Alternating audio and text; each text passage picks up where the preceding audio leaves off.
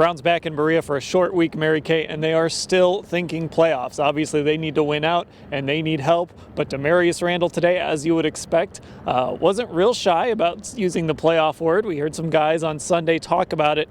This team is still technically alive for the playoffs, and they aren't ready to rule that out just yet. Right. The chances are very, very, very small, but they control their own destiny to a certain extent by winning out. That's really all they have to focus on and concentrate on, and then let the chips fall where they may. So job number one is for them to go to Denver on this short week and try to beat the Broncos, who are also trying to get into the playoffs at 6-7. Yeah, of course, that would help the Browns to beat the Broncos, the team ahead of them. They still have the Ravens on the schedule. Look, we can talk ourselves in circles about these different playoff scenarios, but like you said, the reality is you've got to win no matter what. No matter what anybody else does, you've got to keep winning out. And every win, as Demarius Randall said on Sunday, is one more win than last year. Yeah, that's for sure. And the funny thing about all of this is, despite everything that has happened this season, including the firing of their head coach, losing 4 straight games mid-season, they still have a chance to win the division.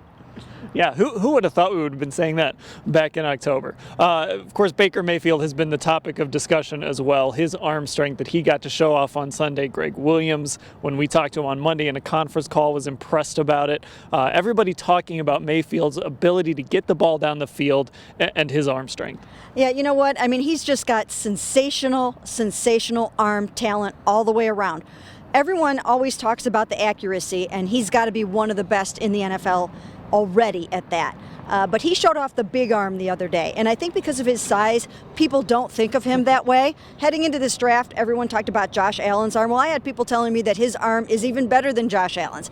So, he had that on display in this game. Greg Williams says that he's seen even longer balls in practice. Yeah, Baker wouldn't admit whether he's actually tried to see how far he could throw the ball. I kind of suspect maybe he has, but he didn't really want to admit it today in the locker room. The other story that's been going on, J.C. Tretter. He has been playing through an ankle injury. He got hurt against the Chargers back in October in that loss, and he has been gutting it out and playing through that injury. He was back in the walking boot today, which he hasn't been in for a few weeks, but got rolled up on Sunday.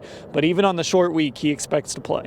Yeah, he really does, and he has been an unsung hero for going out there game after game on this high ankle sprain, which everyone knows how painful that is when you are having anything to do with the NFL.